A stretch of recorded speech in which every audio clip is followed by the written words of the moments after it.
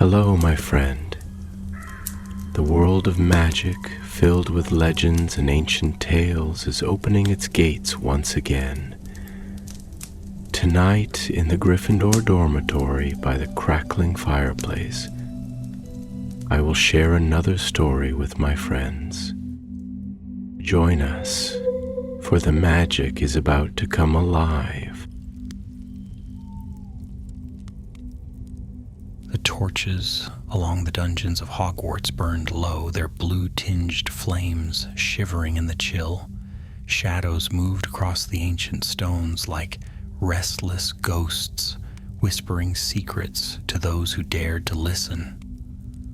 Among the footsteps echoing down the corridor came the sharp, confident stride of Bellatrix Black, her long, dark hair flowing like a silken banner behind her. Even at 16, she carried herself with the poise of someone certain the world would one day kneel before her. Bellatrix was a Slytherin, and she bore that title as proudly as her family name.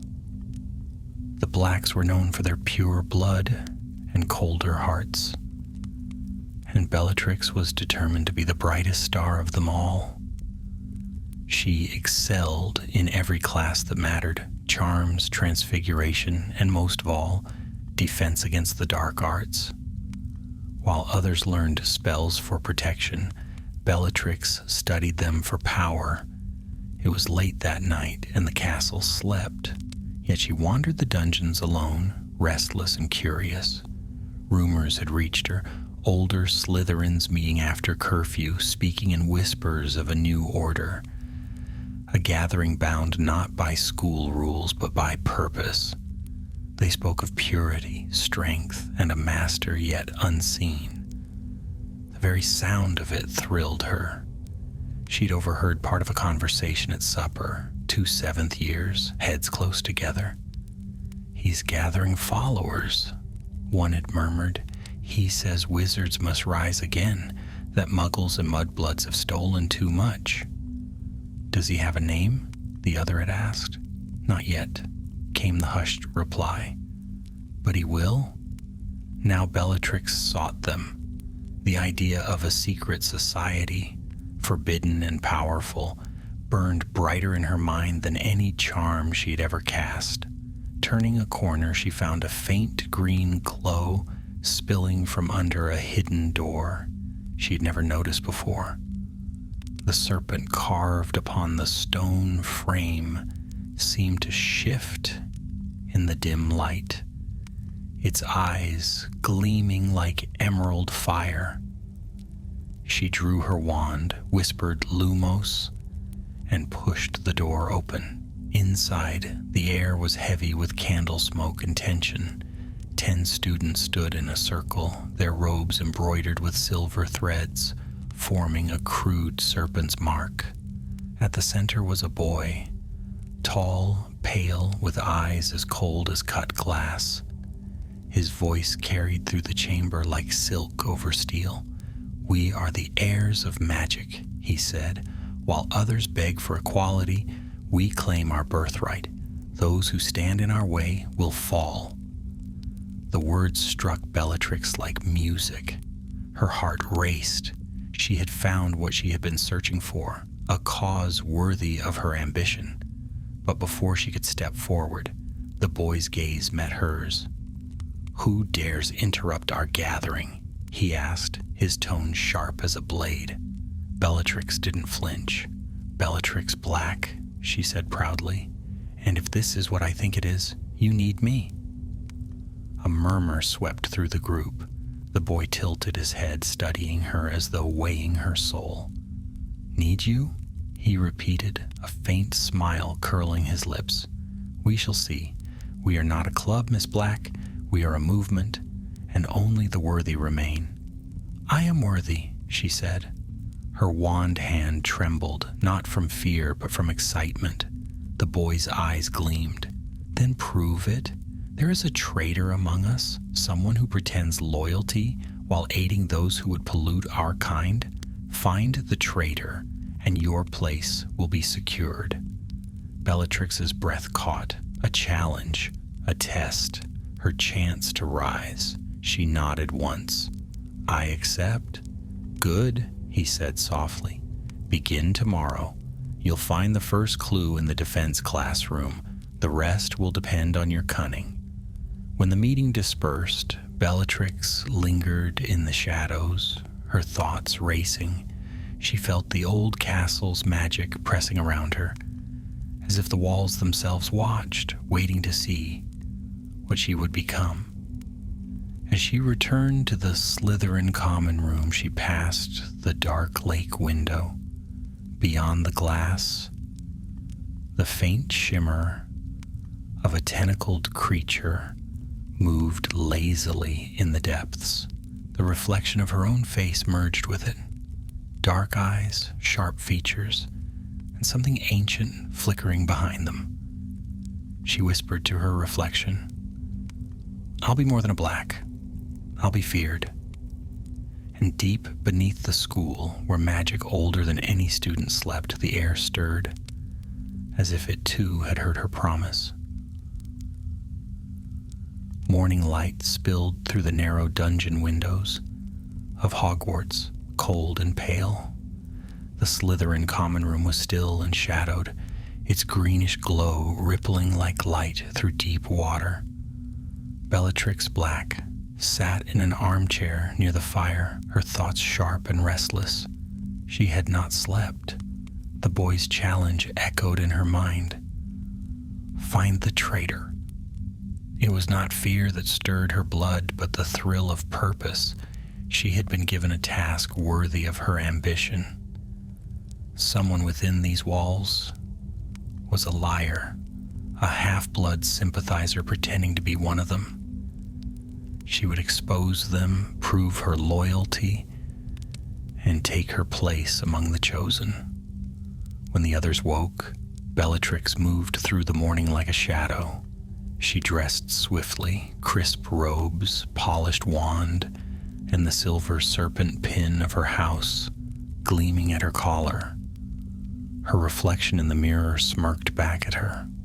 Confident, clever, dangerous. The first clue, the boy had said, would be in the defense classroom. By the time she reached it, most students were at breakfast and the corridors were quiet. The classroom door creaked open, releasing the faint scent of ash and chalk. Rows of dark desks faced the blackboard, where faint traces of last night's lesson still lingered. The anatomy of curses. At the front of the room stood Professor Meredith. He was a young wizard by Hogwarts standards, perhaps 30 at most, with sharp features and storm gray eyes. His robes were slightly worn, his expression calm. He turned as Bellatrix entered. "Miss Black," he said mildly, "you're early." "I wanted to review yesterday's lesson," she replied, keeping her tone measured. "Ah," Meredith said, his mouth curving into a small smile. "A rare thing, curiosity at dawn." He gestured toward the board. "Did you have questions about the counter curse for the Cruciatus simulation?" Bellatrix nodded, though she had no interest in the lesson. Her eyes swept the room, searching for anything out of place. Something glittered faintly beneath one of the desks. She moved closer under the pretense of dropping a quill. When she bent to retrieve it, she saw it. A folded parchment sealed with green wax. She slipped it into her sleeve before standing. "Thank you, Professor," she said quickly. Meredith studied her for a moment, his expression unreadable. "You remind me of someone," he said quietly. "A girl I once knew who believed power was everything. Be careful, Miss Black. Sometimes power takes more than it gives." She met his gaze, chin lifted. Then she wasn't strong enough to hold it. His smile faded. Perhaps. When she left the room, her hands trembled, not from his warning, but from excitement. In a hidden alcove, she broke the wax and unfolded the parchment. It contained a single line. The traitor's wand speaks in blue fire. Her pulse quickened. Blue fire, a rare reaction that occurred when a spell was cast through a wand made of hawthorn bound to a half-blood lineage. A secret signature, invisible unless one knew what to seek. Only a handful of wizards carried such wands. She would find them. Over the next days, Bellatrix watched the Slytherins with the eyes of a hunter. She lingered in dueling practice, observed wand sparks, noted the colors: pale green, gold, scarlet, and once, faintly, blue. It belonged to Andros Flint, a seventh-year prefect. One evening, as rain lashed against the castle windows, Bellatrix cornered him outside the library. "Flint," she said, stepping from the shadows, "I saw your wand spark blue in practice. Unusual, isn't it?" He frowned. "What are you talking about, Black?" "You tell me." She leaned closer, her voice low. "There's talk of a traitor, someone who aids mudbloods." His face darkened. "Are you accusing me?" "I'm asking questions." Flint drew his wand, but Bellatrix was faster. "Expelliarmus!" His wand flew into her hand. Blue sparks still glimmered faintly along the handle. She felt the power thrumming beneath her fingers. Alive, secret, tainted. He lunged toward her, fury flashing in his eyes. "Give that back." "Why so nervous?" she hissed. "Unless you've something to hide." Before he could answer, footsteps echoed down the corridor. Professor Meredith appeared, his robes fluttering, eyes sharp. "What is this?" he demanded. Flint straightened, breathless. "She attacked me, sir." Bellatrix held the wand out stiffly. "He cast a forbidden charm, Professor. His wand burns with blue fire." Meredith took it, studying the wood, then softly, "Hawthorn. Interesting." His eyes flicked to her. "Miss Black, detention? Both of you? Midnight tomorrow." Bellatrix's jaw tightened, but she bowed her head. "Yes, Professor." When he turned away, she caught a glimpse of something beneath his sleeve. The faint shimmer of blue firelight from his own wand. Her breath caught. The traitor's wand speaks in blue fire. A tremor of realization ran through her. The note had been placed in his room. He had spoken of power's danger. He was the one she sought. Professor Meredith. That night, Bellatrix lay awake, staring at the canopy above her bed. Her mind was a storm. The man who had taught her, praised her, challenged her, was the enemy she had been sent to find. She could expose him, earn her place among the chosen. But why did the thought sting? Somewhere deep within, a small voice whispered that he did not seem the kind to betray magic or blood. He had never shown favor to mudbloods. He had only warned her, as though he saw something in her worth saving. She pressed her palms to her eyes. "He's the traitor," she told herself. "He has to be." Yet when she closed her eyes, she saw his calm, gray gaze and the faint blue shimmer of his wand reflected in it. A secret light that seemed neither evil nor pure.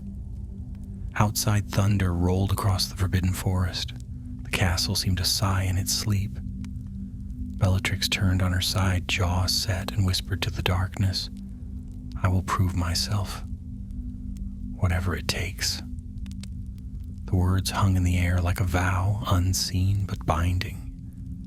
And far below, in the secret chamber beneath the school, the young followers of the Dark Lord prepared for her next move, waiting to see whether Bellatrix Black would truly become one of them. The following night came cloaked in thunder. Rain drummed against the high windows of the castle, wind sighing through the cracks. Like the voices of ghosts, the torches guttered low and shadows stretched long across the stone corridors. Bellatrix Black moved through them silently, the hem of her cloak whispering over the flagstones. She was heading toward the defense classroom, toward her midnight detention with Professor Meredith. The challenge still burned inside her. She knew what she had seen, the blue shimmer of his wand, the subtle light that betrayed his secret. Every step she took echoed with the same thought: he is the traitor. When she reached the door, it was already open. The room was dim, lit only by a single candle upon the desk. The rest was darkness. "Miss Black," came Meredith's voice from within, punctual as ever. Bellatrix entered, her face unreadable. "I don't like to waste time, Professor." "Indeed." Meredith rose from his chair, moving toward the front of the room. "Since both you and Mr. Flint are serving detention, I've decided to make use of your rivalry. He's cleaning cauldrons in the storage room. You, however, will sort through these old curse records. They're arranged poorly, and I'd prefer them restored to order." He gestured to a tall cabinet filled with dusty scrolls. Bellatrix crossed to it, the candlelight catching in her dark eyes. "Yes, Professor." For a while, only the rustle of parchment and the soft patter of rain filled the room. Meredith stood by the blackboard marking papers with his wand, occasionally glancing her way. Bellatrix pretended to work, but her thoughts were elsewhere. Every motion he made, every flick of his wrist, every spark from his wand, she studied all of it, searching for a sign. At last Meredith spoke. "You've been restless, Bellatrix. I see it in your eyes. You seek something that cannot be taught in classrooms." She froze. "What do you mean?" He set his quill aside and leaned against the desk, studying her. "You hunger for greatness. That much is clear, but power without balance, without understanding, can devour even the strongest." "You sound like Dumbledore," she said coldly. He smiled faintly. "Then perhaps you should listen to him more." Her eyes narrowed. "You speak as though you don't believe in power at all." "I believe in it," Meredith said softly, "but not in cruelty. I fought once, long before you came here. I've seen what happens when people think blood and power make them gods." His voice dropped. "It always ends in ruin." Bellatrix's pulse quickened. "You fought?" He hesitated, then nodded. "I served in the last war against Grindelwald." Many did. He promised us a new world, a world where only the strong ruled. Some believed him. There was a flicker of memory in his eyes, deep and painful. Bellatrix stepped closer. "And now? Do you still fight? Against him?" Meredith's gaze sharpened. "Against who?" "The one they whisper about," she said carefully. "The one who will finish what Grindelwald began, the Dark Lord." The words hung between them like a blade. The candle flickered, shadows crawling up the walls. Meredith's expression turned grave. "Be careful where you speak that name. You don't understand what you're saying." "I understand more than you think," Bellatrix hissed. "He's building something greater than any of you can imagine, and those who stand in his way will destroy themselves," Meredith cut in. His voice was calm, but his wand hand twitched. "Bellatrix, listen to me. Whoever he is, whatever he promises, it's a lie. He'll use you, as all dark men use the proud and the gifted. You'll think you serve power, but in truth, it will consume you." Her breath came sharp. She wanted to shout at him, to curse him, but something in his voice stopped her. It wasn't arrogance. It was sorrow. Lightning flashed, filling the room with silver light. In that instant, she saw the faint glow of his wand lying on the desk beside him. Blue fire shimmered across its length, clear, undeniable. Her heart leapt. Proof. She straightened slowly, eyes cold. "You're the one, aren't you? The traitor." Marith stiffened. "What did you say?" "I know about the blue fire," she whispered. "You hide it, but I've seen it. You help them, the mudbloods. You pretend to be one of us, but you're not. You're a spy. Bellatrix, don't deny it," she shouted, her voice echoing through the room. Marith's expression changed. Something like pity crossing his face. "You think in such small lines, child. There is no traitor. Only fear twisting the truth. The blue fire is not a mark of shame. It's ancient magic, older than the founders themselves. It means balance between light and dark." "Lies," she spat. "Truth," he said quietly. "But you've already chosen what you wish to see." Her wand was in her hand before she even realized she'd drawn it. Her heart pounded wild and electric.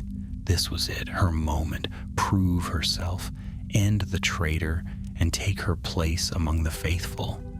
Marith raised his hand, not his wand. "Bellatrix, listen to me. Once you take that step, there is no return. Do you truly wish to be known only for the darkness you carry?" Rain hammered against the windows. The candle guttered. "I wish," she said, voice trembling with fury and pride, "to be powerful." For a heartbeat, neither moved. Then she spoke the spell, not aloud, but in thought, the word blooming like poison on her tongue. Crucio. The room exploded with light. Marith fell to his knees, his wand clattering to the floor. His scream tore through the air, raw and human. Bellatrix stood over him, breathless, shaking. The power coursing through her veins was intoxicating, terrifying. When the light faded, he slumped against the desk, his face pale. "You don't understand?" he whispered. "I understand perfectly," she said, though her voice wavered. Her hand trembled as she pointed her wand again. She knew the next word. She had studied it in forbidden books, whispered it under her breath in the dark. A curse meant for finality, Avada Kedavra. A flash of green light filled the room. The candle died. Silence. When her vision cleared, Marith lay motionless upon the floor. His eyes were open, calm even in death, as though he had known this would happen. The rain outside softened to a steady murmur, and Bellatrix felt her chest tighten with something she refused to name. She lowered her wand slowly. The power that moments ago had thrilled her now felt heavy, cold. The room seemed smaller, the shadows deeper. Then she heard a sound, a whisper behind her. She turned sharply, wand raised, but saw nothing. Only the faint trace of smoke curling from the fallen man's wand, glowing faintly blue. Bellatrix bent down, staring at it. The firelight shimmered once more across its surface, not in accusation, but in quiet mourning. And though she would never admit it, a single tear slid down her cheek before she turned away. She left the classroom without looking back. Far below, in the hidden chamber where the serpent-marked students gathered, the pale boy awaited her return. And when Bellatrix appeared before them, eyes burning and voice steady, she spoke only 3 words. "It is done." The boy smiled. "Then welcome, Bellatrix Black," he said softly. "Welcome to the beginning." Lightning cracked above the castle, and the world beyond Hogwarts shifted, ever so slightly, toward darkness. The morning after the storm dawned gray and hollow, as if the sun itself hesitated to touch the castle's cold stones. A heavy stillness lay over the corridors of Hogwarts. Even the portraits along the walls seemed to whisper less. Somewhere deep within its heart, the echoes of what Bellatrix Black had done still seemed to linger. Faint, unseen, but unforgotten. She woke before the others. Her dormitory was silent save for the soft breathing of her roommates. Narcissa turned once in her sleep, murmuring something, but did not wake. Bellatrix slipped out of bed, her bare feet silent on the rug, her wand already in her hand. The rain had stopped. Beyond the narrow window, mist coiled above the black lake, veiling the castle grounds in gray. Bellatrix stared at her reflection in the glass. Her eyes looked different, sharper, colder. The thrill of power still pulsed faintly in her blood, though beneath it ran something else, quieter and more treacherous. Guilt, perhaps, or memory? She clenched her fists until her knuckles whitened. No, she whispered, he was a traitor. He had to die. But even as she said it, Meredith's final look, calm, sorrowful, flickered before her eyes, like a ghost, refusing to fade. When she entered the Slytherin common room, the pale boy from the secret gatherings was waiting by the fire. His name, she had learned, was Evan Rosier, though among the followers he bore another, a name spoken in whispers, one he claimed would soon be recognized by the Dark Lord himself. Bellatrix, he greeted smoothly, rising to meet her. I heard there was an incident. She met his gaze, unflinching. There was. And the professor? Gone. Rosier's smile was slow, deliberate. Then you've done what no other dared. He stepped closer, lowering his voice. Tell me, did it feel as it should? Bellatrix hesitated, her heart beat hard against her ribs. She thought of the green light, the silence that had followed, the cold weight of victory. It felt powerful. Good, Rosier said, his tone silk over steel. You understand then. This is what separates us from the weak. The willingness to act. The Dark Lord will hear of this. The words struck her like fire. She'd heard the title before, whispered among the older Slytherins, but this time it sounded different. Heavier, truer. Rosier turned toward the fire. He values courage in his followers, courage and devotion. You have shown both. Soon he will call for us, and we shall go to him. But for now you must be cautious. The school will learn of Meredith's death soon. We must ensure no suspicion falls upon you. I can handle suspicion, Bellatrix said, her voice hard. I have no doubt. He smiled faintly.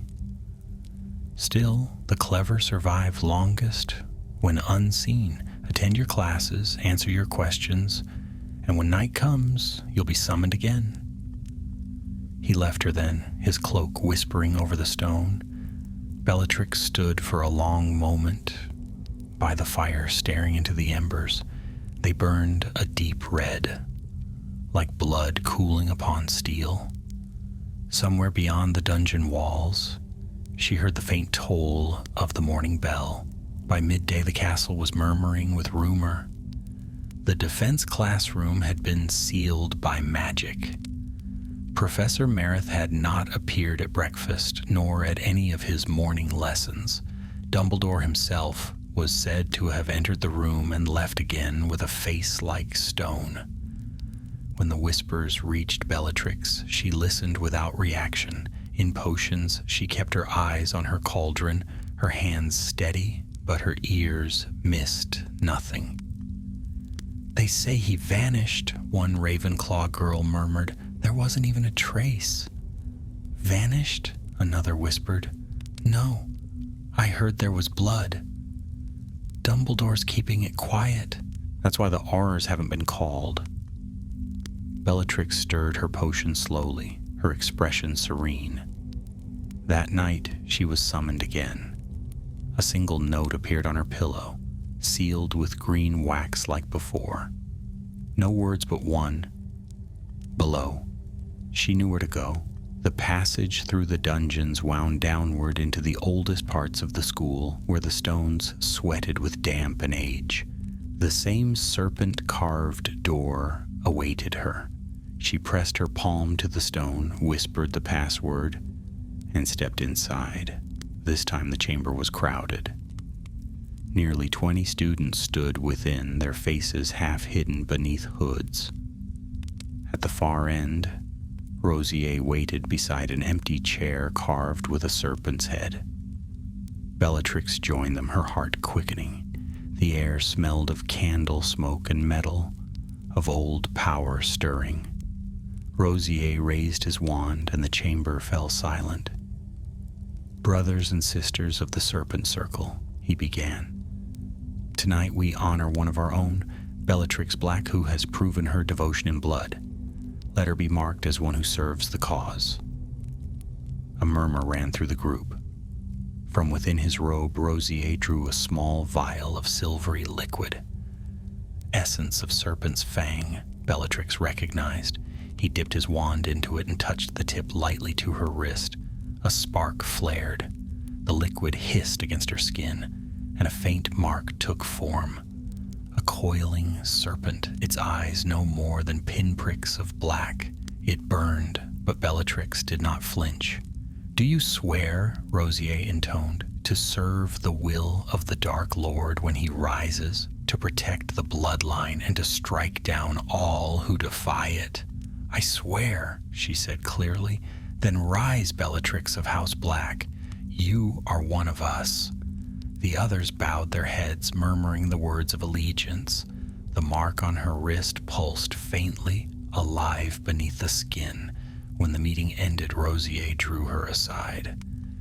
"You have impressed him, Bellatrix. Our master watches even now. He knows your name." She caught her breath. "He knows me?" Rosier's smile deepened. "In time, he will call you himself. Until then, he has a task, something that will bind your loyalty forever." He handed her a small sealed scroll. The wax bore no symbol, only a faint impression of a serpent's tongue. "What is it?" she asked. "Instructions," Rosier said softly, "for your next test." Her fingers trembled slightly as she took it. "And if I succeed? Then you will not simply serve him," he said. "You will belong to him." The torches dimmed, as though the chamber itself had drawn a breath. Bellatrix felt her heart tighten, not in fear, but in a strange exhilaration. Whatever waited in that scroll would carry her further than she had ever gone. She left the chamber and climbed back toward the surface, the parchment hidden against her heart. The castle was utterly silent. Only the sound of her footsteps echoed through the stairwell. When she reached the corridor outside the Slytherin dormitory, she paused. The faint shimmer of moonlight through the water above cast wavering patterns on the walls. She unsealed the scroll. Inside were 6 words written in a fine, slanted hand. "Return to the place of death." Her pulse quickened. The defense classroom. She folded the note and slipped it into her cloak. The castle seemed to lean around her, its stones heavy with secrets. Somewhere in the deep, an unseen power stirred, watching, waiting, hungering. And Bellatrix Black, her blood singing with dark promise, turned toward the stair that would lead her back to the scene of her first murder. The night swallowed her whole. The corridors of Hogwarts were deserted. The hour was late, the air heavy with the damp scent of stone and storm. Only the steady echo of Bellatrix's footsteps disturbed the silence as she made her way toward the defense classroom. The castle slept, yet every stair seemed to watch her, every shadow to whisper. She held the scroll in her hand, its parchment still faintly warm. "Return to the place of death." The words burned in her mind. There was no fear in her, only a fierce and mounting curiosity. Whoever this Dark Lord was, he moved unseen, yet seemed to know her soul. When she reached the classroom door, she paused. The brass handle was cold beneath her fingers. Beyond it, she could feel the remnants of the spell that had sealed the room.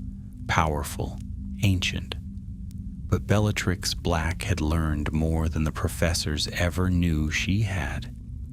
She murmured a counter-charm, precise and steady. The lock gave a reluctant click. The door creaked open.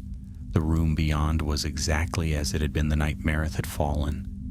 Desks upturned, chalk shattered upon the floor, the faint scent of burnt magic lingering in the air. The window pane rattled softly in the wind.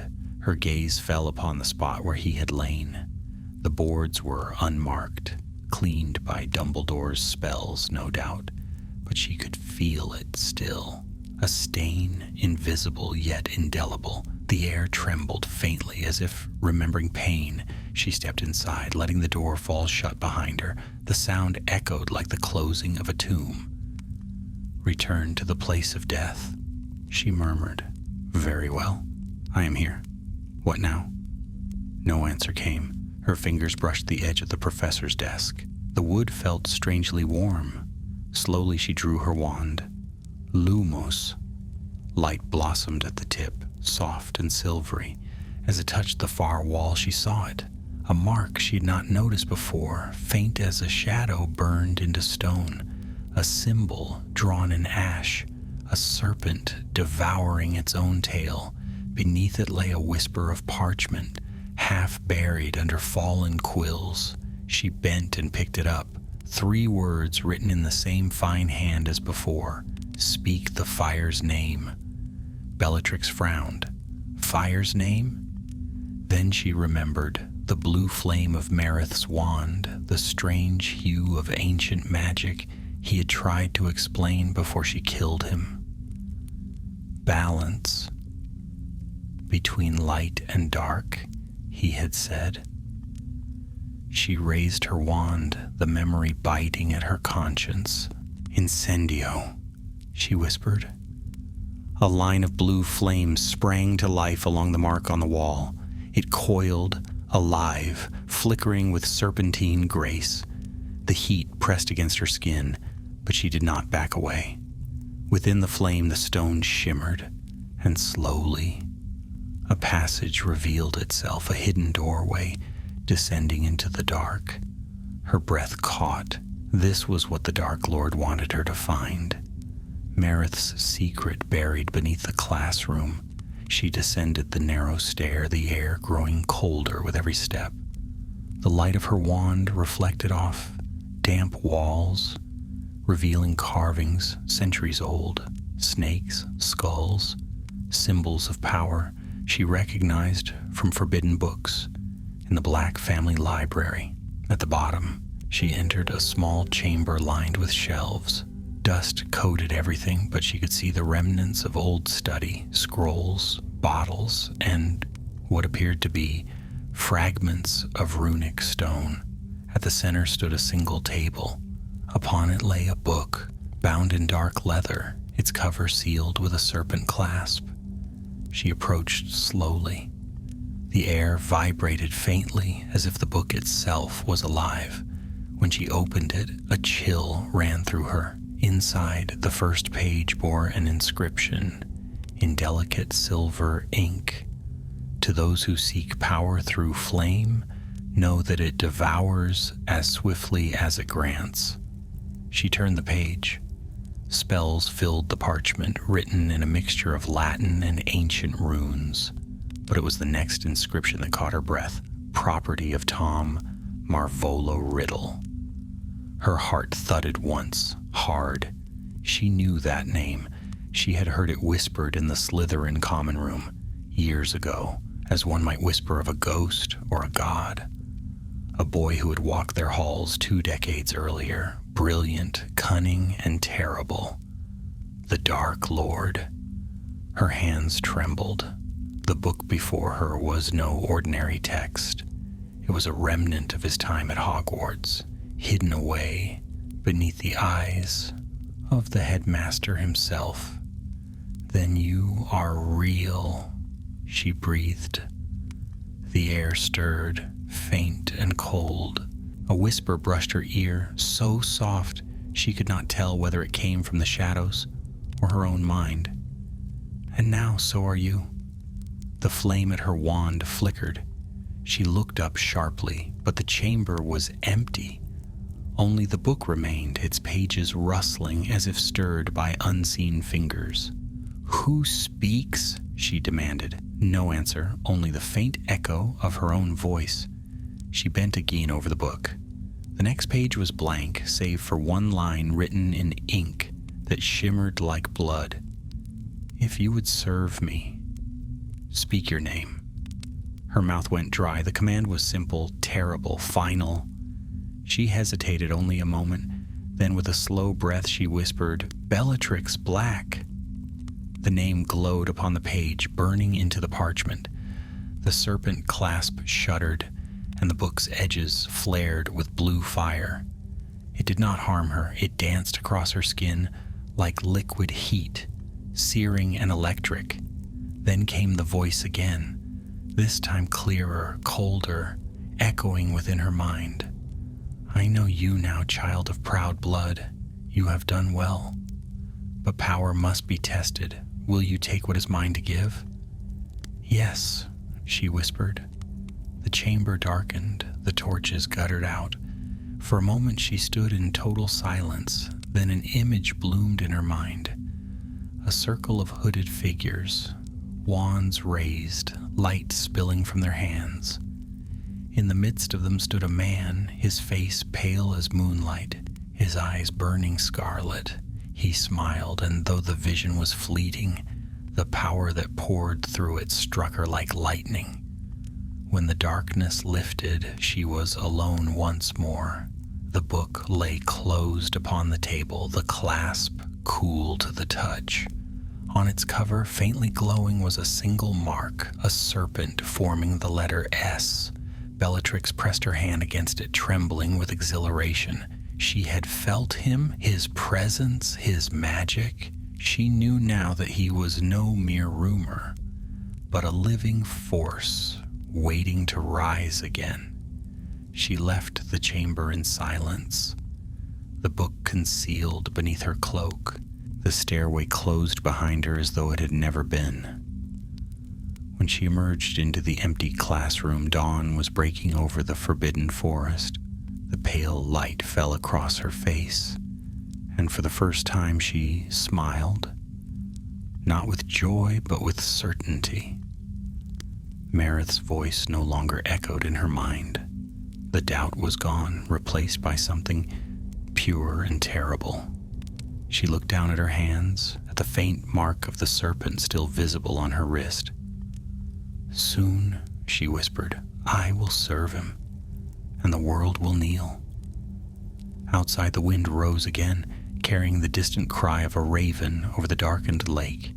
In that sound, the castle seemed to shiver, as though it too sensed that something old and dreadful had awakened within its walls. And deep beneath the earth, the hidden flame that had once been blue burned now a deep and hungry green. The next day dawned clear and brittle.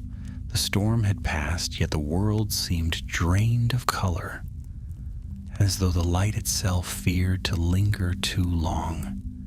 Bellatrix walked the halls of Hogwarts with her head held high, the ancient book hidden deep within her robes. None could guess what she carried or what she had done. By breakfast, the castle was alive with rumor. Whispers darted from table to table, hushed but urgent. Professor Meredith's disappearance had spread beyond Hogwarts. The ministry had been notified. 2 Aurors had been seen speaking with Dumbledore in the entrance hall. Students speculated wildly, but Bellatrix said nothing. At the Slytherin table, Evan Rosier leaned close. "You've heard?" he murmured, his eyes glinting like steel. "They're saying he vanished without trace. No one suspects you." Bellatrix allowed herself a faint smile. "Of course not." "Then the next step is yours," Rosier said softly. "Our master waits."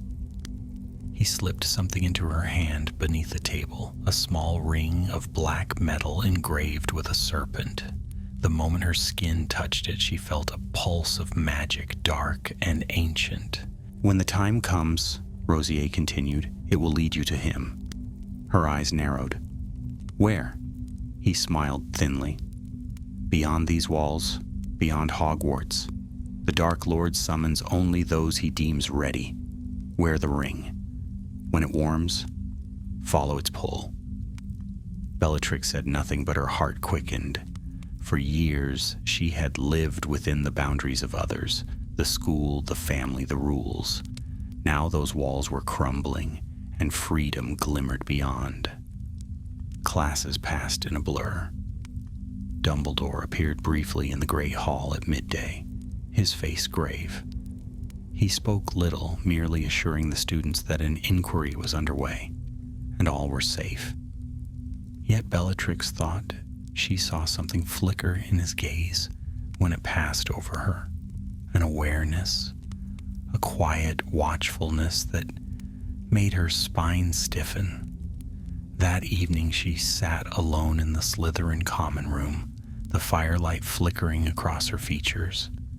The book lay open before her, its pages whispering faintly as though breathing. She traced the mark of the serpent on its cover. When she'd spoken her name to it, she had felt him. His presence had filled her mind. Cold, commanding, magnificent. Since then, her dreams had been filled with green fire and serpents that whispered her name. She turned a page. The script shimmered, shifting as though alive. New words appeared where there had been none before. The serpent calls from beyond the veil. Follow the flame that bears no smoke. Her pulse quickened.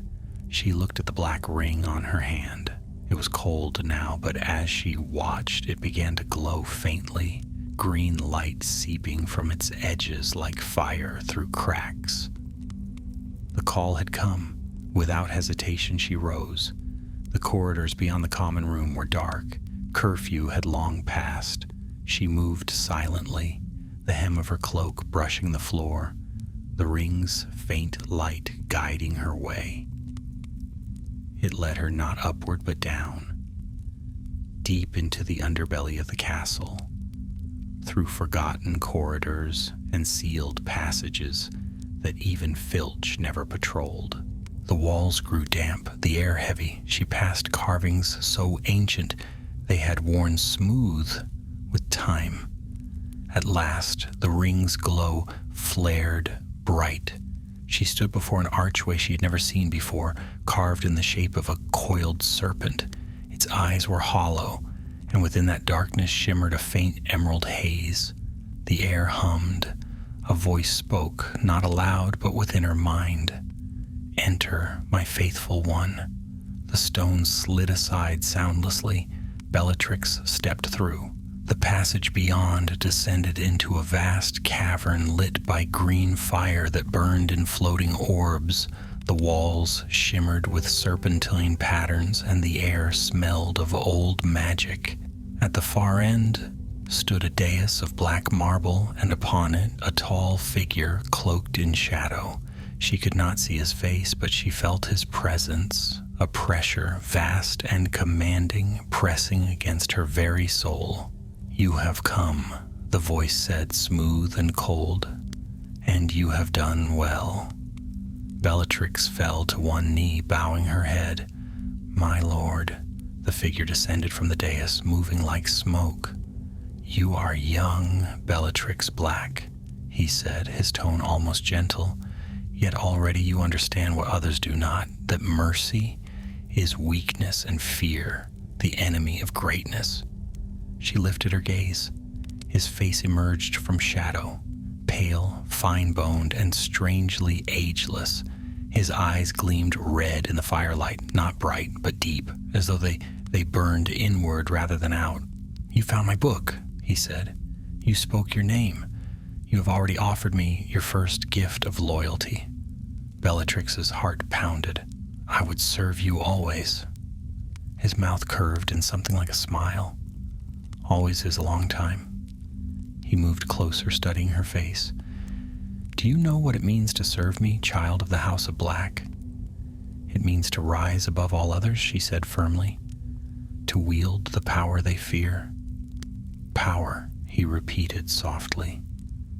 Yes, but not all can bear its weight. Some crumble beneath it as your professor did. She flinched slightly. He was a traitor. He was a fool, the Dark Lord said. He thought balance could exist between strength and pity. You showed him otherwise.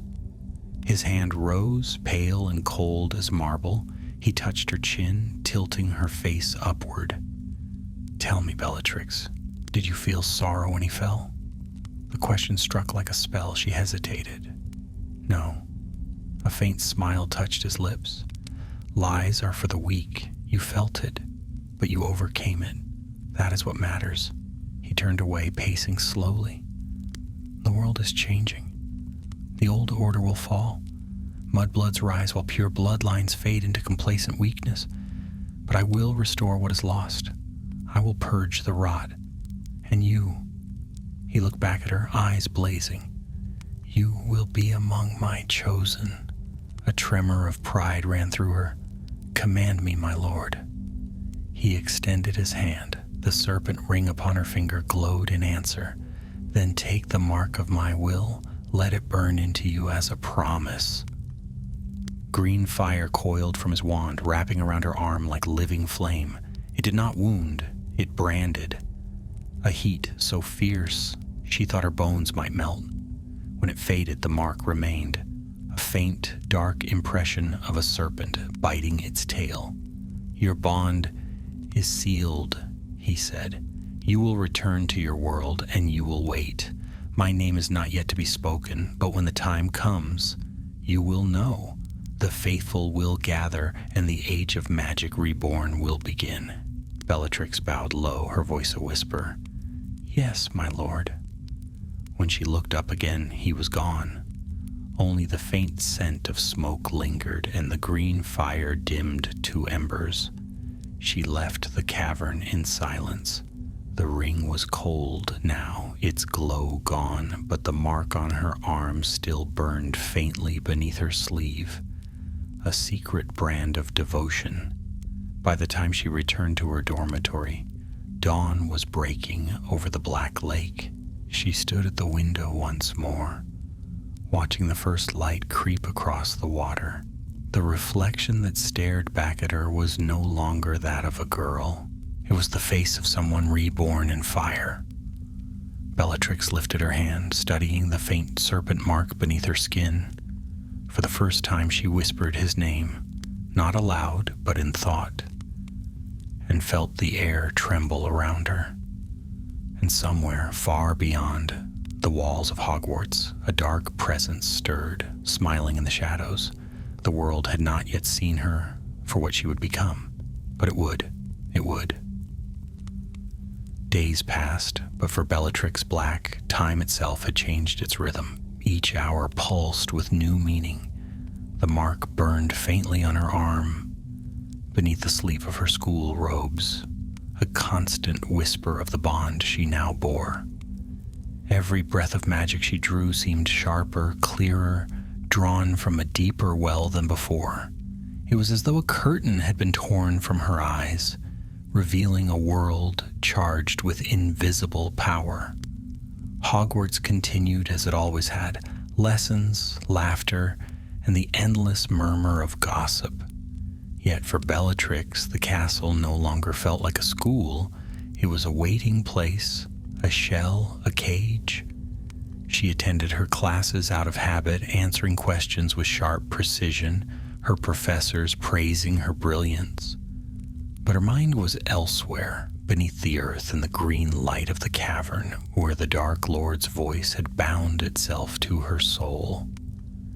Narcissa noticed the change first.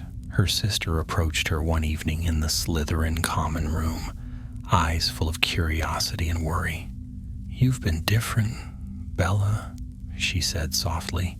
"You hardly speak to anyone anymore." Bellatrix looked up from the ancient tome she'd been reading, her expression unreadable. people have little worth saying. That's not true, Narcissa said gently. You used to laugh with us. Even Andromeda says... Bellatrix's eyes flashed. Andromeda should keep her tongue behind her teeth. She surrounds herself with mudbloods. Let her wallow among them if she likes.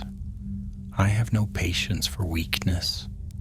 Narcissa drew back, startled. You never spoke like that before. Then perhaps I have learned to see clearly. Bellatrix closed her book, her voice low and sharp. We are blacks, Narcissa. The last of the old bloodlines. We are meant for greatness, not for mingling with filth. Remember that. Narcissa said nothing more. She rose silently and left, her pale hair gleaming like moonlight in the dimness. Bellatrix watched her go, something tightening in her chest, an emotion she could not name or would not. That night, she could not sleep. The mark on her arm burned hotter than usual, as though reacting to a distant call. She rose, dressed swiftly, and left her dormitory. The corridors were empty, but the air shimmered faintly, humming with unseen power. She followed it, her footsteps guided by instinct more than thought. The glow led her toward the astronomy tower, where the windows opened wide to the night. The moon hung low and red, and beneath it, the forbidden forest stretched in shadow. When she reached the top, she found someone waiting.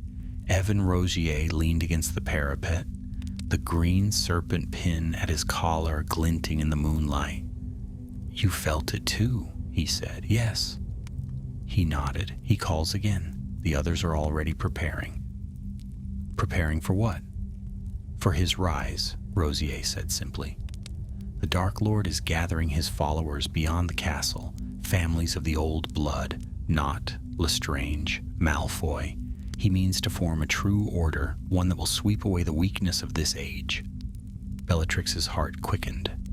An army. A beginning, Rosier corrected, his eyes shining. He asked me to tell you this. When the term ends, you will be called. Your task will begin. Bellatrix turned her gaze toward the forest. The moonlight shimmered on her dark hair.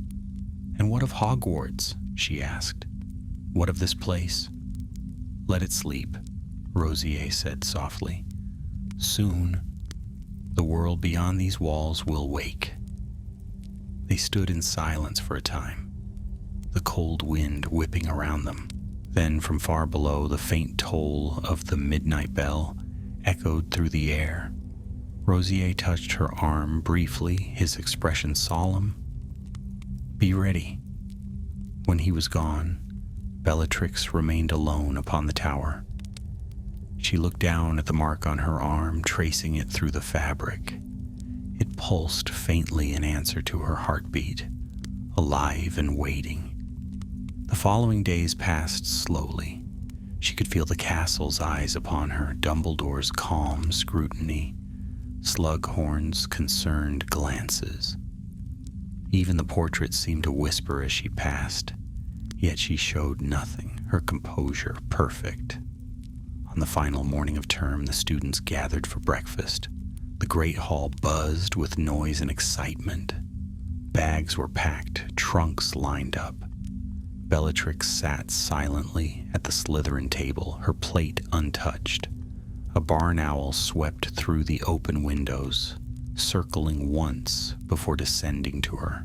It dropped a sealed envelope beside her goblet, then vanished. Her fingers trembled slightly as she broke the seal. Inside was a single line, written in elegant, precise script. The serpent waits at dusk, where the forest meets the stone. Her eyes flicked to Rosier across the table. He gave the faintest nod. That evening, while the others laughed and prepared to board the Hogwarts Express, Bellatrix slipped away. She moved through the empty corridors one last time, her footsteps echoing faintly. The great doors opened before her, and the cool air of the grounds touched her face. The forest loomed ahead, dark and whispering. She followed the path to where the trees met the cliffside stone. There, hidden among the roots, burned a faint green light. Rosier stood beside it, along with two others she did not recognize. Without a word, they stepped aside, revealing a narrow stone stair descending into the earth. "The way is open," Rosier said. "He waits below." Bellatrix hesitated only a heartbeat before stepping forward. The air grew colder as she descended. The stairway spiraled down into darkness, lit by flickering torches that burned without smoke. The walls were carved with serpents, their eyes glittering like emeralds. At the bottom lay a vast chamber, a mirror of the one beneath Hogwarts, but grander, deeper, alive with power. Dozens stood within it, hooded figures bearing wands that glowed faintly green. At the center stood him, the Dark Lord. His eyes found hers immediately, crimson and burning. A thrill ran through her so sharp it was almost pain. She sank to her knees before him. "You have come," he said softly. "The flame I placed within you has not dimmed." "Never, my lord," she breathed. He smiled. "Then your path begins now. The old world will fall, and I shall shape the new. I will raise my faithful to power, and you, Bellatrix Black, will stand at my side." The chamber trembled faintly, the green fire flaring high. The hooded figures lifted their wands in salute. Bellatrix's voice joined theirs, steady and fierce.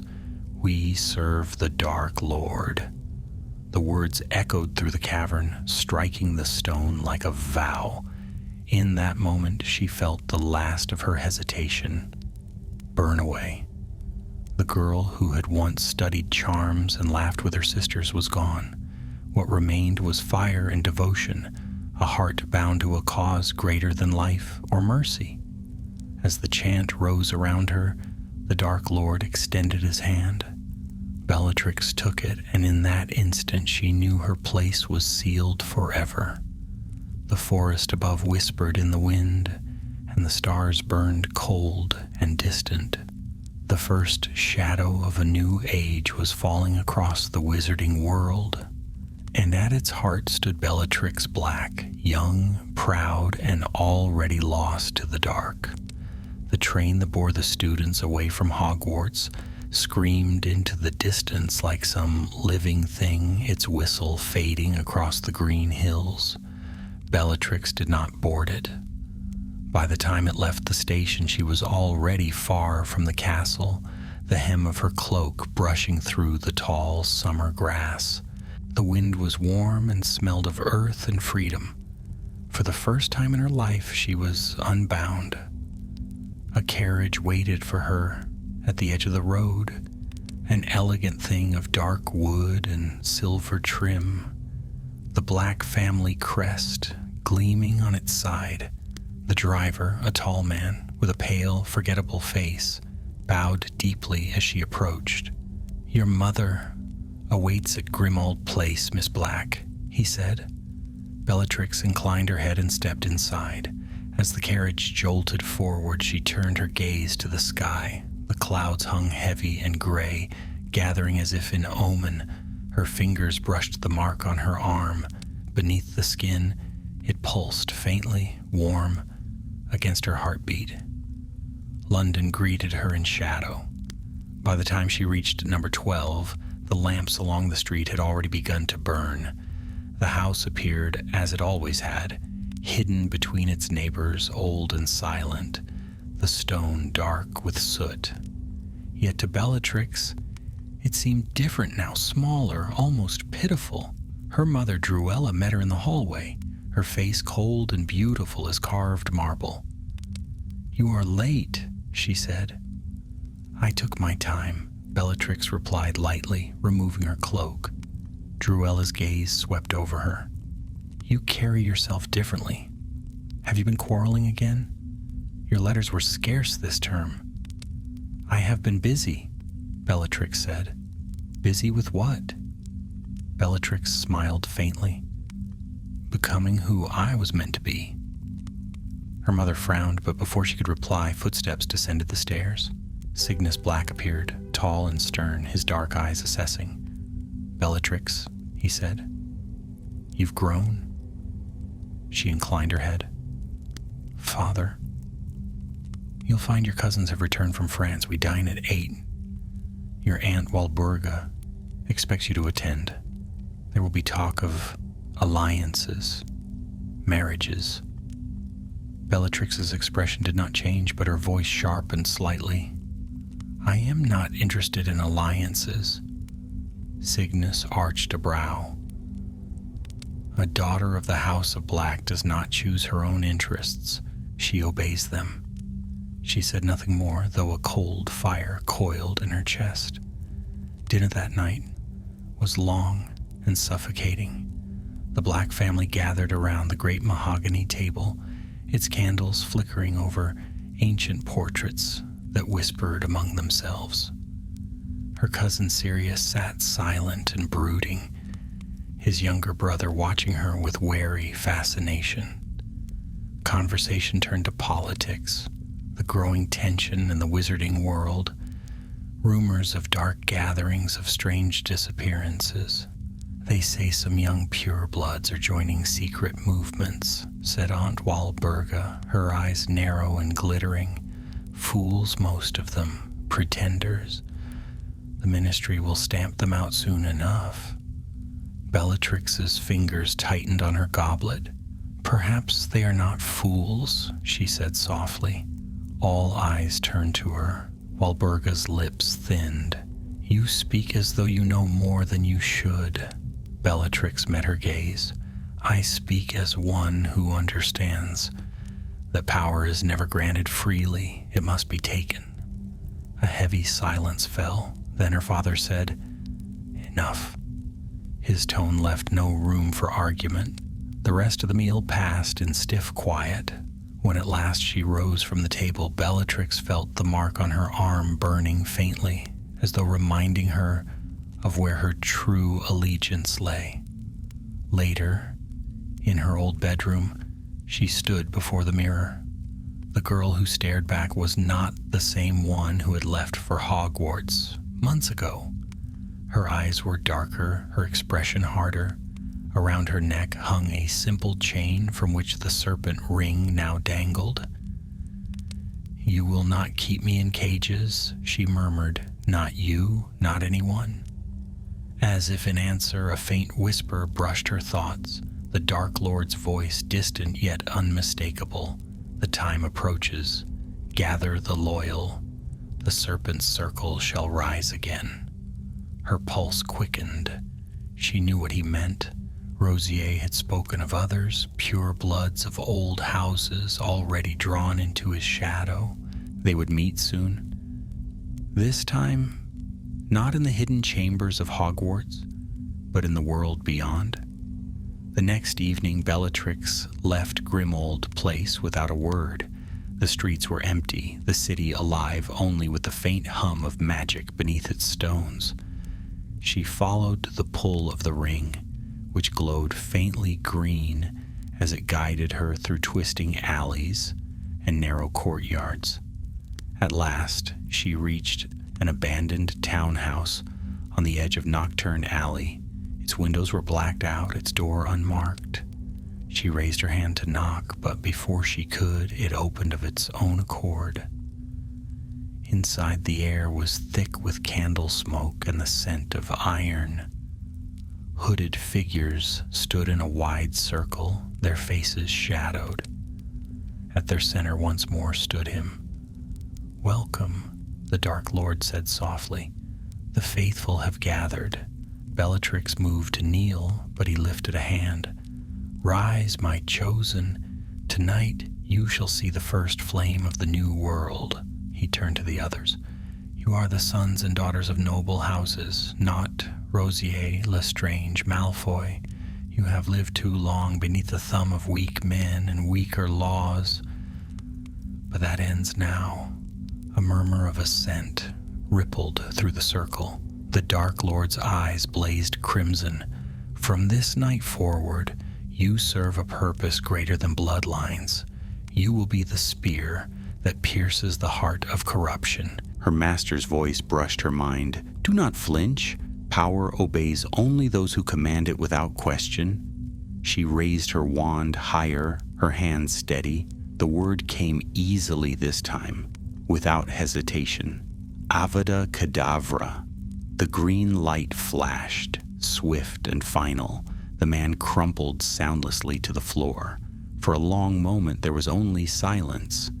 Then the Dark Lord inclined his head. "Well done," he murmured. "You have taken your second step." A rush of exhilaration surged through her, fierce and consuming. Around her, the circle began to chant softly, the serpent's mark glowing faintly on each of their arms. The Dark Lord raised his wand, and emerald fire burst to life around them, illuminating their faces. "From this night," he said, his voice echoing like prophecy, "the world shall learn to fear the name I give you, the Death Eaters." The fire rose higher, casting their shadows against the walls like living things. Bellatrix stood among them, her heart alight. The world beyond this place might still sleep, but its dreams would soon darken. She closed her eyes, and in the glow of that green fire, she felt herself become what she had always been meant to be, a weapon forged for the will of the Dark Lord. And when she opened them again, there was no trace of the girl who had once hesitated. There was only Bellatrix, servant of darkness, smiling as the first true night of her new life began. The dawn after that gathering broke pale and uncertain, its light crawling reluctantly through the grimy windows of Nocturne Alley. Bellatrix stood by one of them, her eyes fixed on the weak glow of the horizon. Behind her, the chamber where the Dark Lord had spoken was silent and cold once more. The others had gone, fading into the shadows of the wizarding world, but she remained, unable, perhaps unwilling, to turn away from the place where she had truly been reborn. The green fire was gone, yet its memory still burned inside her. Every breath she drew seemed to hum with purpose. The mark on her arm throbbed faintly, as if the Dark Lord's magic had woven itself into her blood. She had not slept. Sleep felt unnecessary now, a thing for those who still dreamed. She had moved beyond such weakness. By midday she returned to Grimmauld Place. The door opened soundlessly before her. The ancient magic of her blood recognized her, even if the household within did not. Her mother, seated by the parlor window, looked up sharply as she entered. "Where have you been?" Druella demanded. "Walking," Bellatrix said simply. "Walking," her mother repeated, her tone sharp as broken glass. "At dawn? You returned smelling of smoke and shadows. Do not dishonor this house with your wandering." Bellatrix's lips curved faintly. "You misunderstand, Mother. I bring honor to this house, greater than any of you ever will." Druella rose, her eyes flashing. "You speak like a madwoman. Perhaps madness is what the world calls truth when it fears to see it," Bellatrix replied, turning away. Her mother's voice followed her, cold and tremulous. "Whatever it is you've become, child, pray that the world never names it." Bellatrix did not answer. She climbed the stairs to her room, each step ringing against the wood like a quiet drumbeat. When she reached the top, she closed the door behind her and exhaled. The silence felt thick, oppressive. On her desk lay the old mirror she had used since girlhood. She stared into it for a long time. The woman looking back at her was no longer soft-featured, no longer merely proud. There was something new in her eyes, a depth, a fire, a hunger that no charm or glamour could conceal. She drew her wand and traced the air before the glass. "Revelio." The reflection flickered, and for a heartbeat she thought she saw him there, the pale face of the Dark Lord, faint as mist, smiling in the depths of the mirror's sheen. Then it was gone, leaving only her own gaze. That night the call came again, not through the ring, but through her mark. It seared her skin, not painfully, but insistently. She knew at once what it meant. The Dark Lord summoned. She apparated to the edge of a wide moor beneath a starless sky. Wind hissed through the tall grass, carrying the scent of rain. A single figure waited there, his cloak rippling like liquid shadow. "Rosier," she greeted. He inclined his head. "You felt it too. He calls us north, beyond the river, a gathering unlike any before. He says it is time we test the world's fear." Bellatrix's smile was slight, fierce, then let them tremble. They traveled together through the darkness, the path hidden except to those who bore the serpent's mark. The air grew colder, the stars vanishing behind thickening clouds. Ahead, a ruined manor rose from the moor, its towers half collapsed, its gates broken. Within its crumbling halls, dozens waited, masked now, their hoods drawn low. The Dark Lord stood before them, his presence filling the vast space as if he commanded the very air. "You have gathered swiftly," he said, his voice a whisper that carried to every corner. "The time for secrecy fades. The ministry grows weak. The old bloodlines stir, restless, waiting for a leader. We will show them that leader has come." The crowd murmured in assent. "The world must be reminded that magic was not made to serve," he continued. "It was made to rule. Tonight, we strike our first blow." He turned his crimson gaze toward Bellatrix. "You, my faithful one, will lead them." A shiver of pride ran through her. "Command me, my lord." "There is a village nearby," he said, "a place that shelters those who would defile our kind with their ignorance. You will go there? Let them see what fear truly means. Leave none untouched by it." Bellatrix bowed low. "It will be done." Rosier stepped forward, his wand gleaming.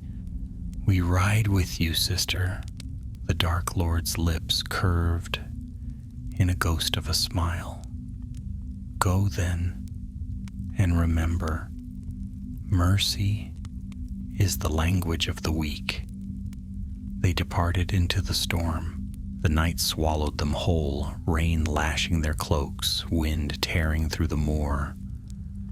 By the time they reached the village, a scattering of stone cottages beside a crooked river, the sky was a sea of lightning.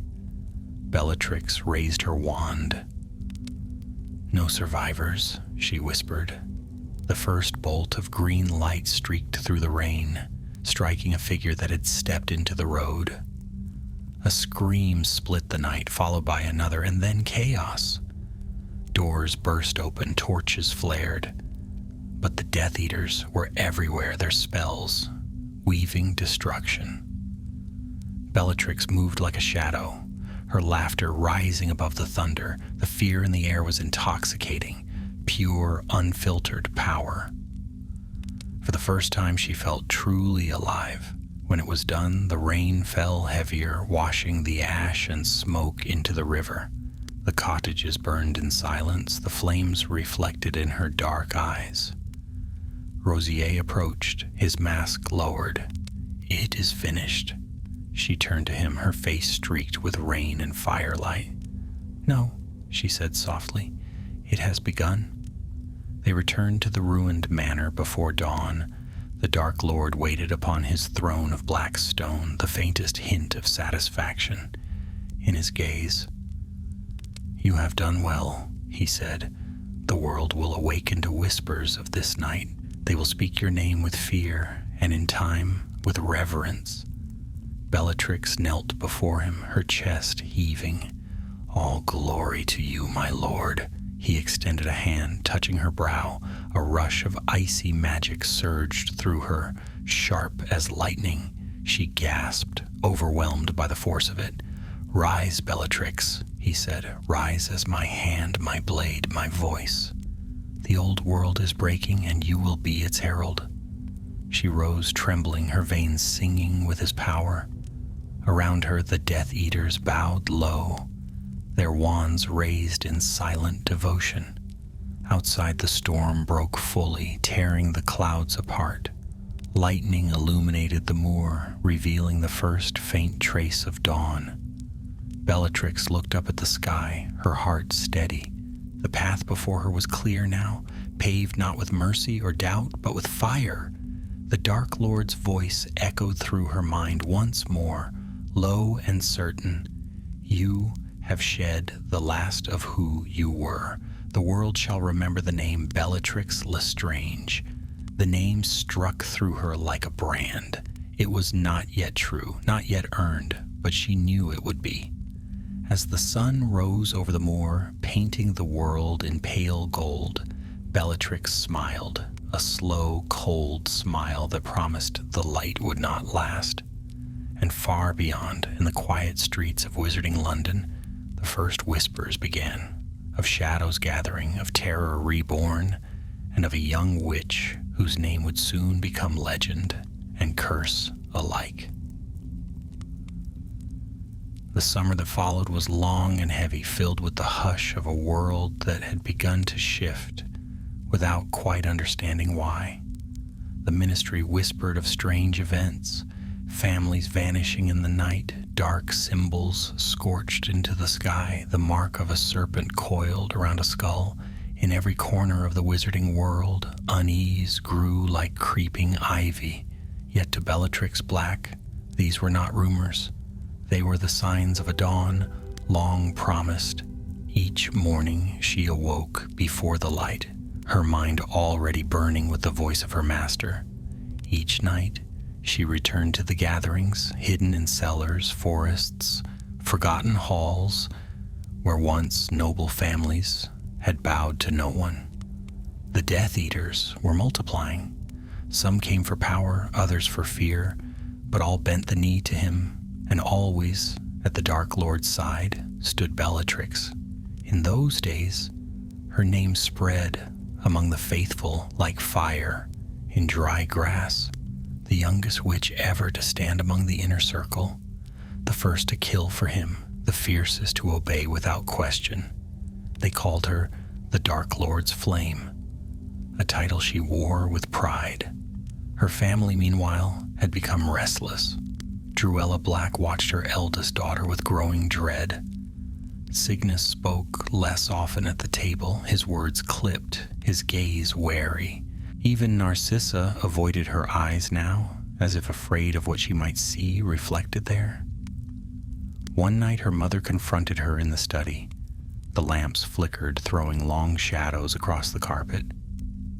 "You've been seen," Druella said quietly, "in Nocturne Alley, with men whose names no decent house would speak."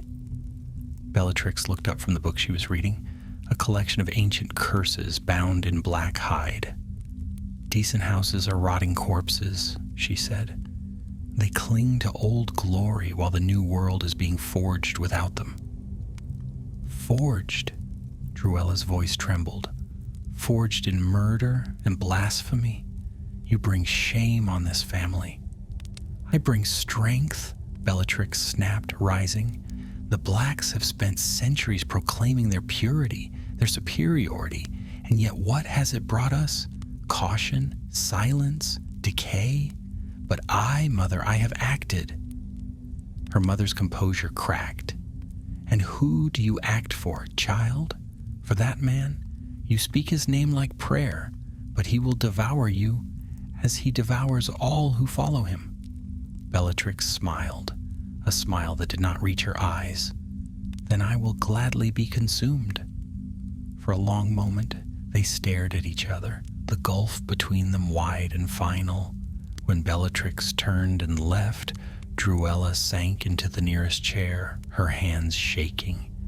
Somewhere deep within her, she knew she had already lost her daughter to the shadows.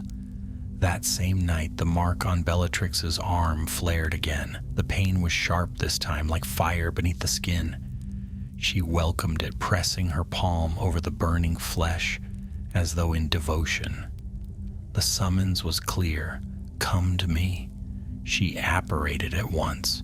The world folded in on itself, and when it unfolded again, she stood within a stone courtyard, bathed in green firelight.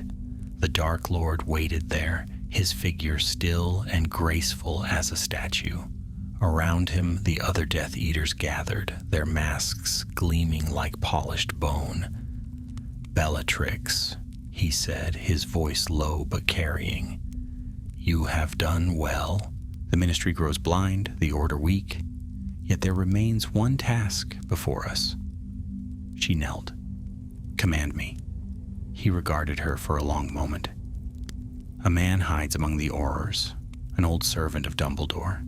He knows of me, though he does not yet believe what he suspects. His name is Caradoc Dearborn. You will find him. And when I do, make him an example." Her lips curved in a slow, eager smile. "Yes, my lord." "Take Dolohov with you," he said. "He will watch, but this deed is yours." When he dismissed them, Bellatrix and Dolohov apparated to the outskirts of a quiet village nestled among the moors. It was near midnight, and the air smelled of peat and mist.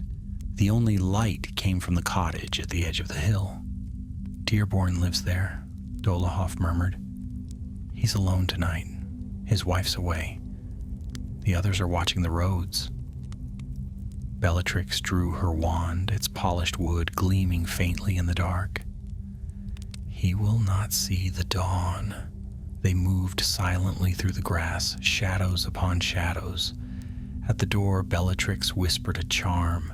The lock gave way with a soft click. She entered first, the floorboards creaking beneath her boots. Inside, the cottage was warm, faintly lit by a single oil lamp. A man sat at a table poring over a stack of parchment. His hair was streaked with gray, his face lined. He looked up as the door closed. "Who's there?" Bellatrix stepped into the light. "Your end." He rose quickly, wand in hand. "Bellatrix Black," he said. "I've heard of you." "Then you know enough to fear me." He said nothing, but his stance was steady. "You're a fool, girl. Whatever lies he's told you, whatever promises he's made, he'll break you as he breaks everything he touches." She tilted her head. "You sound just like my mother." Then she struck. The spell leapt from her wand, white hot.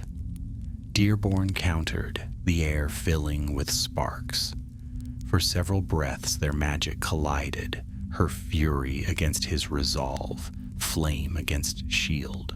He fought well, better than most, but Bellatrix was faster, more relentless. The power coursing through her veins was too great, too wild. At last she disarmed him, his wand clattering across the floor. He sank to his knees, breathing hard. "You're still young," he said hoarsely. "You can stop this. Walk away before it's too late." She looked down at him, and for the briefest instant something flickered within her, a faint echo of another night, another pleading voice. "Marith." Then it was gone.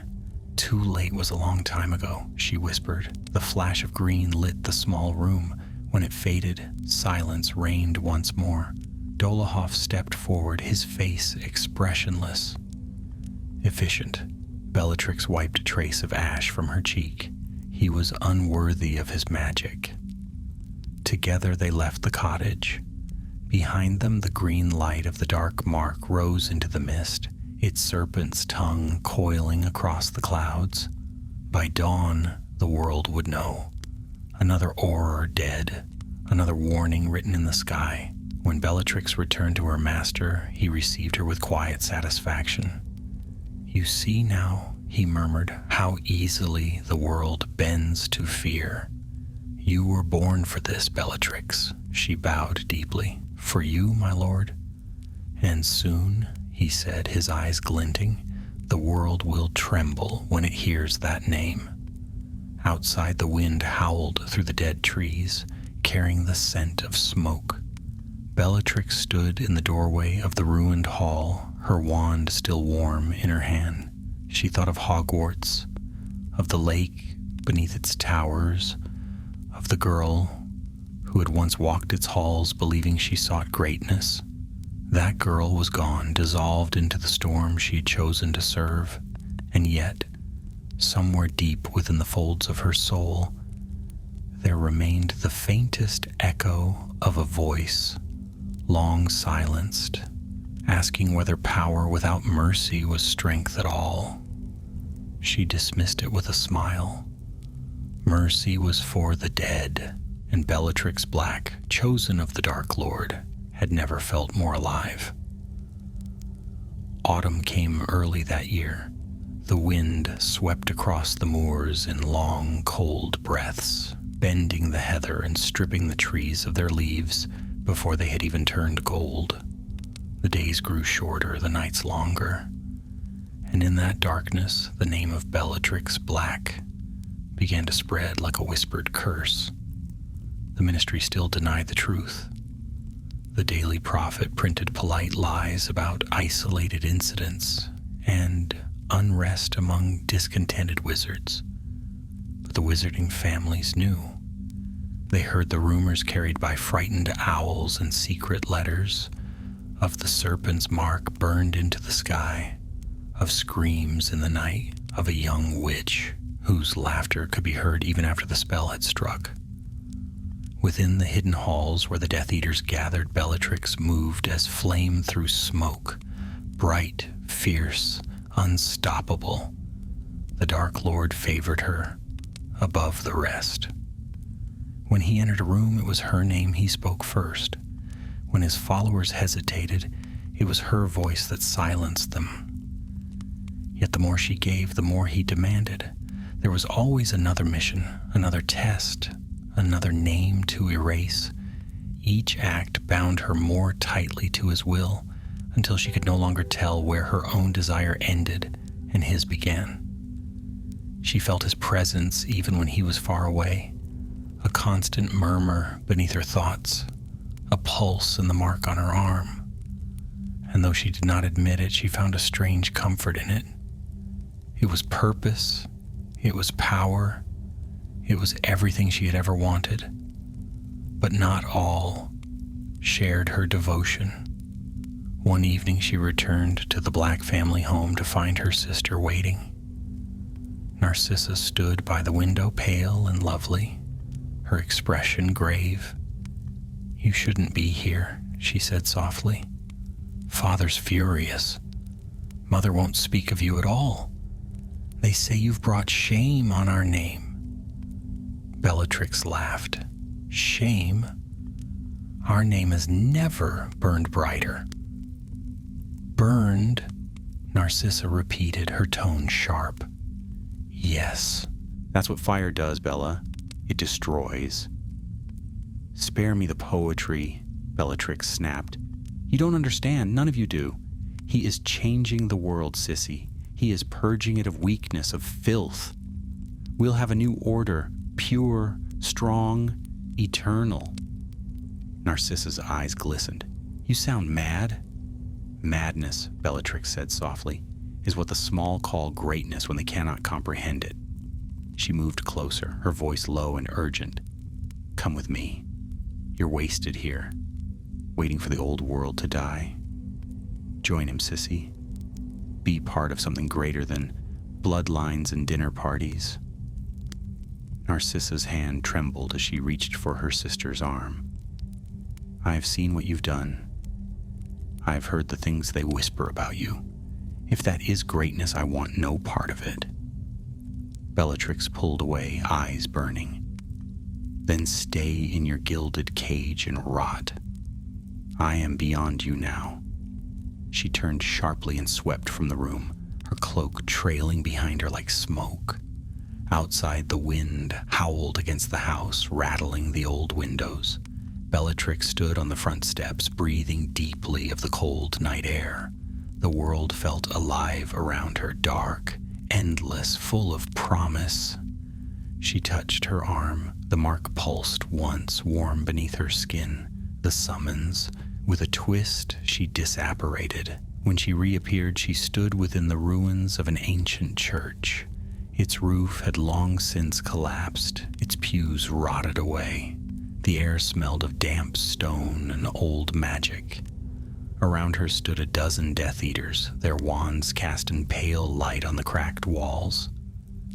At the center of the ruined altar stood the Dark Lord himself. His robes billowed like living shadow, his eyes burning with cold fire. "You have all served me well," he said. "The ministry trembles. Dumbledore hides behind his castle walls, but we have only begun." He lifted his wand, and green fire erupted along the floor, forming the shape of a vast serpent that wound around them.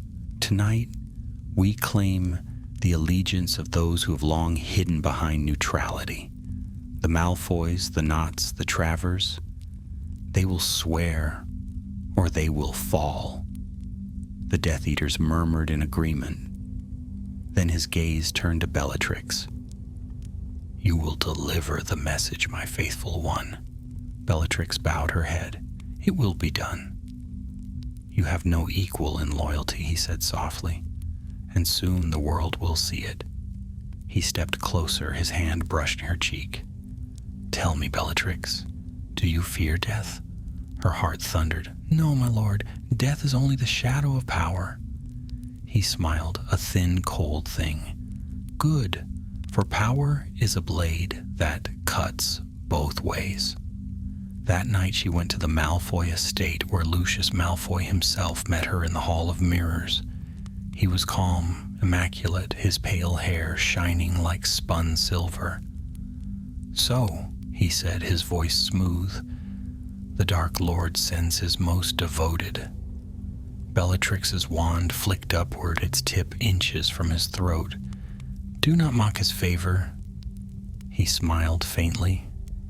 "I would not dare. But you may tell your master that the Malfoys will not be threatened. We choose our allegiances carefully." "Then choose quickly," she said. "The time for hesitation has ended." There was silence, broken only by the crackle of the fire. Then Lucius lowered his gaze slightly. "You will tell him," he said, "that the Malfoys are loyal." Bellatrix's smile was all teeth. Wise decision.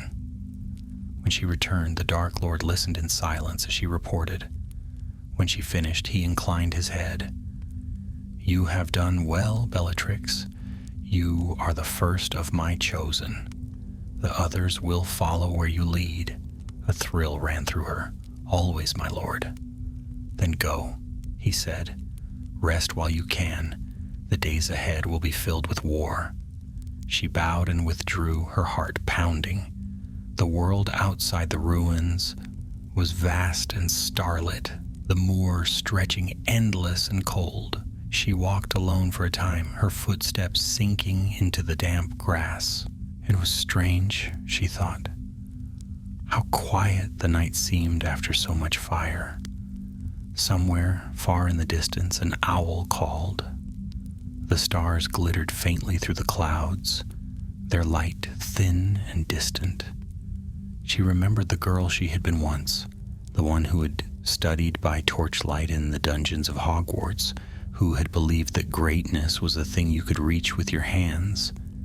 That girl had been weak, naive, and yet for the first time in months, Bellatrix felt her ghost beside her, watching silently. "Look what I've become," she whispered. "Look what I've built." The ghost said nothing. It only watched, its eyes full of something she refused to name. She turned away and raised her wand to the sky. The dark mark blossomed above her, vast and luminous, painting the clouds in green and black. Below it she smiled, wild, beautiful, terrible. The world was changing, and she would be the fire that consumed it. Her story, Her first murder, her first vow, had led her to this moment. There was no turning back.